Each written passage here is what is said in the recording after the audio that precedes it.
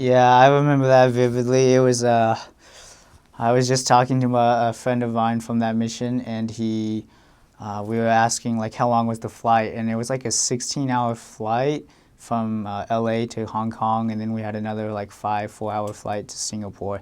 And you wouldn't think that looking on the map. You look at Hong Kong and Singapore, they're like Singapore is just below Hong Kong.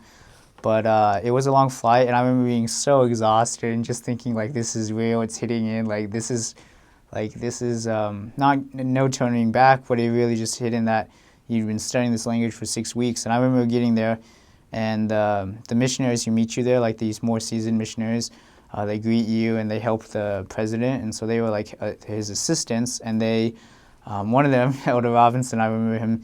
He just went up to me and started speaking in the language I was to learn, which I was to learn Bahasa Melayu, or just Malay, because I went to Malaysia. And so I remember him going off to me in Malay, and I was the only one he did that to, and I was kind of like shocked. And I was like, "What is he saying?" And I understood maybe one word out of it because he spoke it, really, really well. And I remember thinking like, "Why is he saying that to me?" And then the thought came like, he said like, "Aren't you from Malaysia?" I'm like, "No, I'm from Kansas."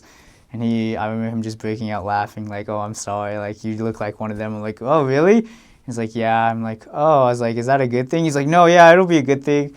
And I remember at the time just thinking like, "Oh, great, like I'm now one of those missionaries who goes over there and they think I'm one of them." And I didn't think that would happen to me on my mission. I never thought of that. And I remember just being really worried then, just like, "Oh no, like am I going to get that my whole mission?" And then I even had a lot of the other missionaries in the field who I met that day, like the other trainers who came in and would be paired with new missionaries, and they're like, "Elder Watson, where are you from?" I'm like, "Vietnam." And like, "What? No, you're totally from one of the areas here. Like, are you from?" And they start naming all these places I never heard of or couldn't pronounce. I'm like, "Oh, sounded a lot different than from in the training center in Utah when I was learning about the places and only seeing them." And they're just like, "Yeah, like you totally look like one of these type of people." And I'm like, "Okay." And they're like, meeting my mission President Maines was, I really liked him.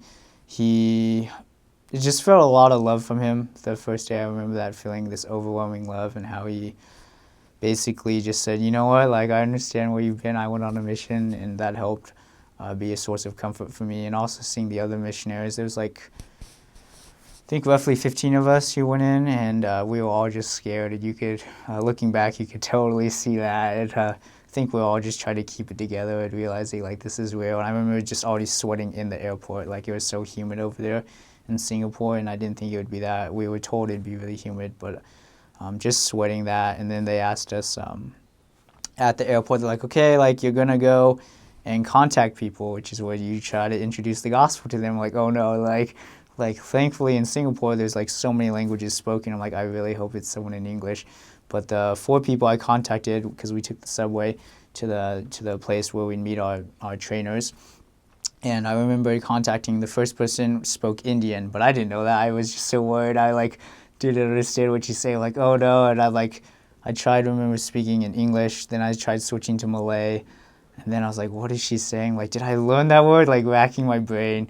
And one of the more seasoned missionaries was there watching us, and like kind of just seeing how we do. And the goal was to place a Book of Mormon, or to give someone a Book of Mormon. I remember just she said no, and then the next person I talked to was a young lady who I found out was from Korea, and she had really bad English, but she was just there on studying in Singapore, and she wasn't interested. And I was like, "Oh no, like I failed."